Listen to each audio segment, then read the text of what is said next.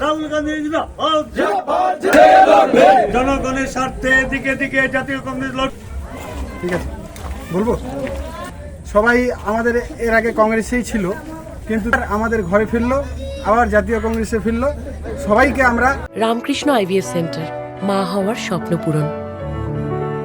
নির্ভরযোগ্য চিকিৎসা এখন আপনারই শহরে, জীবন রেখা হসপিটাল। আগামী দিনে আমরা আবার আটিয়াটাকে কংগ্রেসে যেরকম ছিল আবার কংগ্রেসময় করে তুলতে পারি। আজকে আমাদের বরুণা অঞ্চল কংগ্রেসের পক্ষ থেকে আটিয়া সংসদে কংগ্রেসের যোগদানের সভা ছিল।